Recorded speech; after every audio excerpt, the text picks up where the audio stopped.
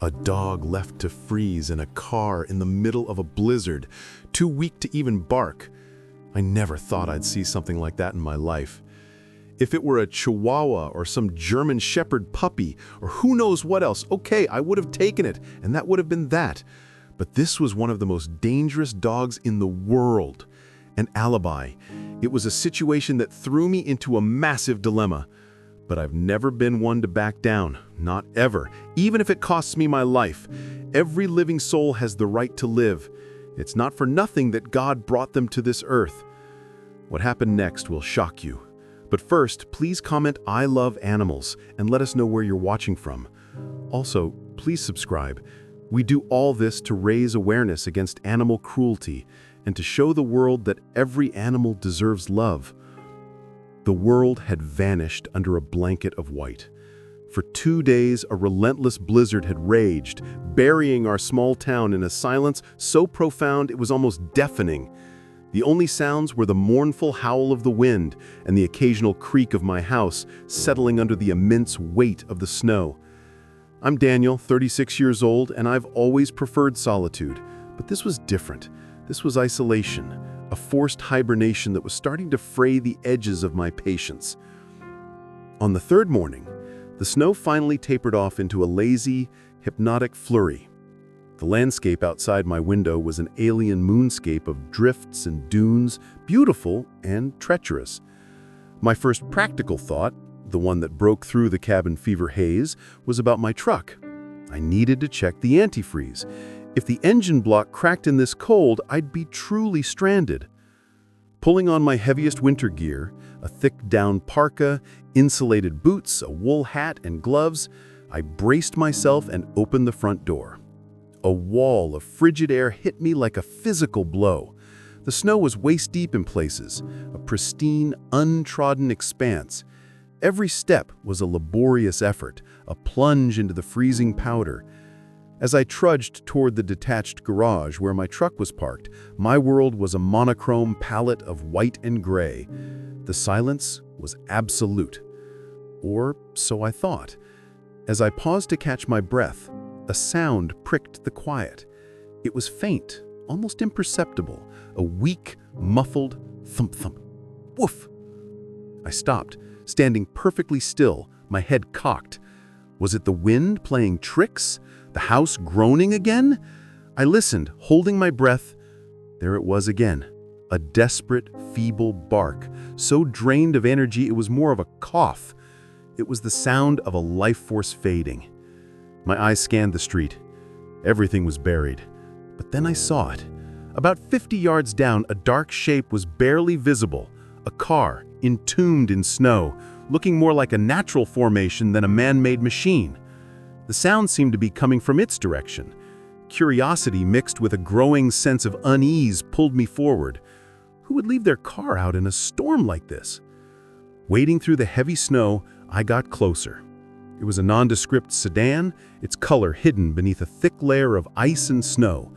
But one detail was chillingly wrong. The passenger side window was open, a black rectangle gaping in the white expanse. Snow had piled up on the seat inside, and the wind had sculpted a drift against the interior door panel. I peered inside, and my heart plummeted into the icy pit of my stomach. Huddled in the driver's seat, covered in a dusting of fine snow that clung to its fur like a death shroud, was a dog. But this wasn't just any dog. It was a colossal creature, a mountain of muscle and fur. Even in its weakened state, I recognized the breed instantly. An Alabai, or Central Asian Shepherd, one of the oldest, most powerful, and fiercely protective guardian breeds on the planet. They are bred to fight wolves and guard livestock in the harshest conditions imaginable. They are legends of loyalty and ferocity, and not a dog you ever approach without caution. This one was a ghost. Its thick, pale coat was caked with frozen snow. Icicles hung from its muzzle like a grotesque, crystalline beard. Its eyes, deep set and amber, were open but held a vacant, faraway look. It shivered, a deep, convulsive tremor that seemed to rack its entire massive frame. As I watched, It tried to bark at me again, but the sound that came out was a broken, wheezing gasp. It didn't have the strength. A wave of cold that had nothing to do with the temperature washed over me. This was a deliberate act of cruelty. Someone had left this magnificent animal in a car with the window open during a historic blizzard, leaving it to freeze to death, slowly and agonizingly. My first instinct was to call for help. I pulled out my phone, my fingers clumsy and numb in their gloves. I dialed animal control, my breath pluming in the frigid air. The call connected after a few rings. "Animal control, how can I help you?" The voice was weary. "Hi, my name is Daniel. I found a dog abandoned in a car during the storm. It's in really bad shape. It's freezing to death." I explained the situation, my voice tight with urgency. There was a sigh on the other end of the line. "Sir, I understand, but where are you located?" I gave my address. "I'm sorry," he said, and I could hear the genuine regret in his tone. "All our vehicles are grounded. The roads are completely blocked. There have been dozens of accidents. We can't get anyone out there until the plows clear at least a main artery, and that won't be for another day, maybe 2. We're getting calls from all over." "A day? 2 days?" I exclaimed, looking at the dog, who had now slumped its head down. "This dog won't last another few hours. It's an Alabai. It's huge, but it's completely frozen." "I'm sorry, sir. There's nothing we can do right now. Our hands are tied." The line went dead. I stood there in the snow, the phone feeling like a useless brick in my hand. I was alone. There was no cavalry coming. It was me, the storm, and a dying dog bred to kill predators twice its size. I am not a novice with dogs. I've owned and trained them my whole life, from stubborn terriers to powerful Rottweilers. I understand their language, their posture, their boundaries. But an Alabai was a different league. They are fiercely loyal to their family and deeply suspicious, if not outright aggressive, toward strangers. A cornered, frightened, and freezing Alabai was a power keg. One wrong move, one perceived threat, and it could summon its last reserves of strength to tear my throat out. Doubt warred with my conscience. I could go back inside, pretend I never saw it, wait for the professionals. But the image of those vacant, suffering eyes was already burned into my mind. I thought of the profound betrayal it must have felt. Alabais are known for their unwavering loyalty. I suspected its owner had told it to stay, and this good, faithful dog was obeying, even as the command became a death sentence. It was staying, waiting for a master who was never coming back, freezing to death one shiver at a time. I couldn't leave him, even if it cost me my life. My mind raced, formulating a plan. I needed to build a bridge of trust, and fast. The universal language of dogs is food. I turned and plowed my way back to my house, my purpose renewed. The warmth of my home felt like a different universe. I went straight to the refrigerator and pulled out the largest summer sausage I had, a thick, fragrant log of cured meat. It was a high-value treat, something no dog could resist. This would be my peace offering. Armed with the sausage, I made the trek back to the car. "Hey there, big guy," I said softly, my voice carried away by the wind. "I'm here to help you. Just take it easy." The dog lifted his massive head again, its eyes tracking me with a flicker of awareness. I slowly, deliberately extended my hand with the sausage, holding it out for him. His nostrils twitched. He smelled it. A low, almost inaudible groan rumbled in his chest. His mouth opened slightly, revealing a formidable set of teeth. He was trying to take it. I saw the muscles in his jaw tense, but nothing happened. He didn't have the strength to bite down on a piece of sausage. A dog this powerful, unable to bite a piece of sausage. The reality of his condition hit me harder than the cold. He was shutting down. This changed everything. My fear of being attacked was replaced by a new, more terrifying fear that I was already too late. I ran back to the house again, my mind racing. He couldn't eat solids. He needed something warm, soft, and packed with energy. In my kitchen, I worked with frantic efficiency. I threw some leftover chicken, rice, and a scoop of peanut butter into a pot with some warm water, mashing it all together into a thick, savory gruel. The smell was rich and enticing. I poured it into a metal bowl, grabbed the thickest woolen blanket I owned, and hurried back out into the blizzard for the third time. When I reached the car, the dog hadn't moved. His eyes were half closed. "Come on, boy," I pleaded, holding the steaming bowl near his nose. "You gotta eat. You need this." The aroma of the warm food did what the sausage couldn't. It seemed to penetrate the fog of his hypothermia. He lifted his head, and this time a long pink tongue slid out and tentatively licked at the mixture. Then again, he started to eat. His movements were slow and clumsy, but he was eating. It was the most beautiful thing I had ever seen.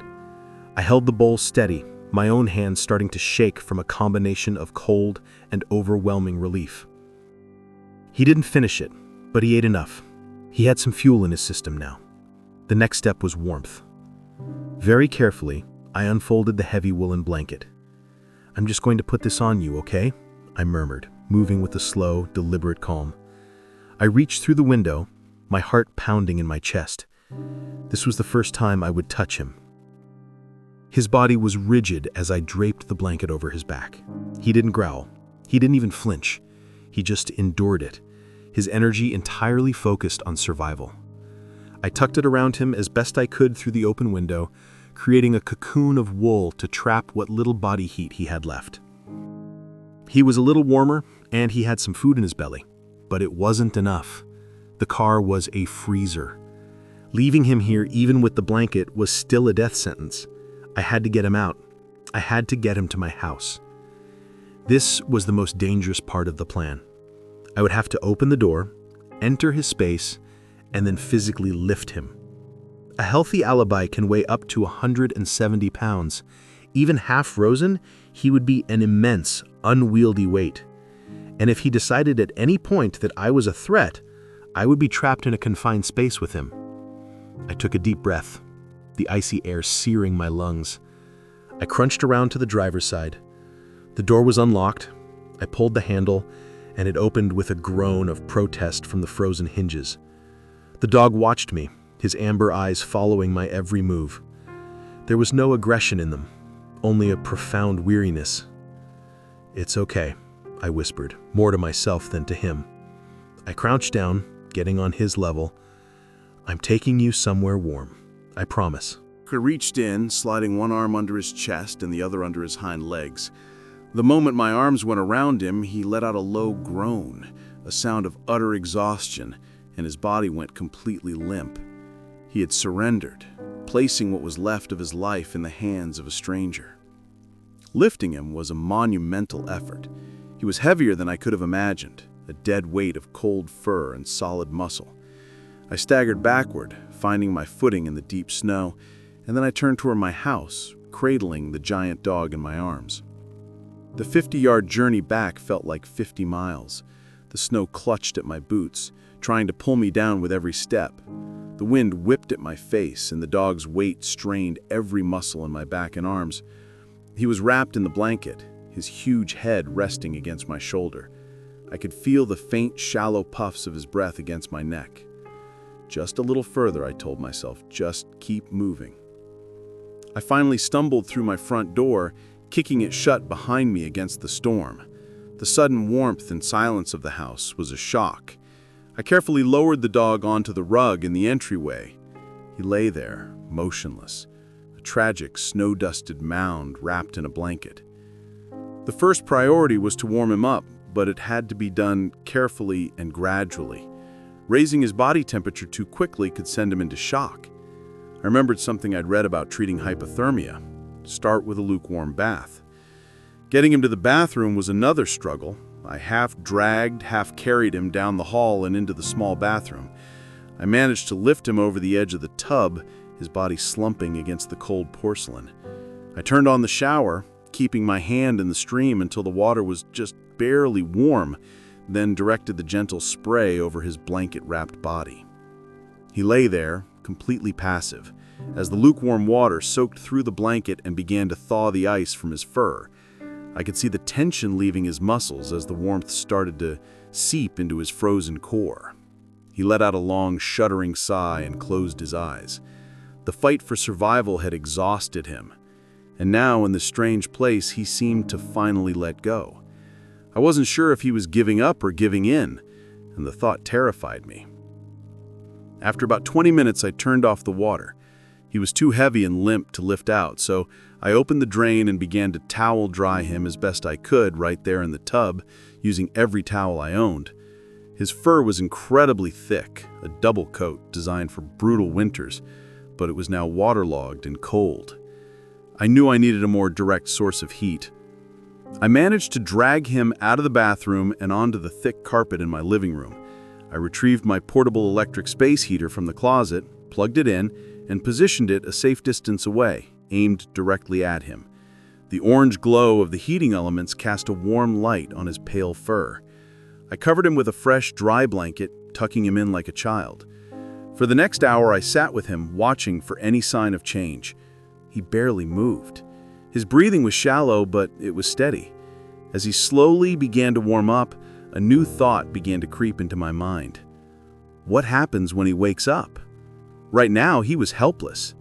But as the warmth returned and his strength came back, he would wake up in a strange house with a strange man. His guardian instincts would kick in. The gentle giant I was nursing could quickly become a formidable threat. My compassion had led me here, but I also had to be smart.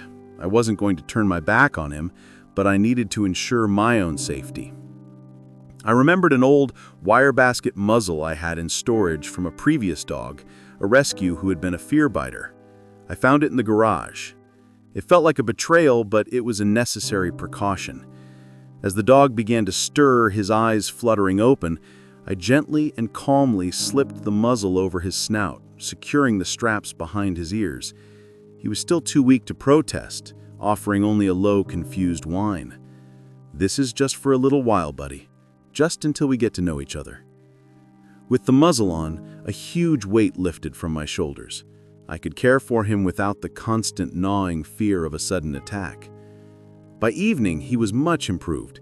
He had lifted his head and was looking around the room with intelligent, curious eyes. I offered him another bowl of the warm food, and this time he ate every last bite, lapping it up hungrily. The color was returning to his gums, and his shivers had subsided, replaced by the steady warmth radiating from the heater. The next morning, the storm had passed. The world was bright, white, and still. The roads were still impassable, but I knew I had to get him to a vet. I called my friend Sarah, a veterinarian whose clinic was on the other side of town. I told her the story. "Daniel, you're insane," she said, but there was admiration in her voice. "But you did everything right.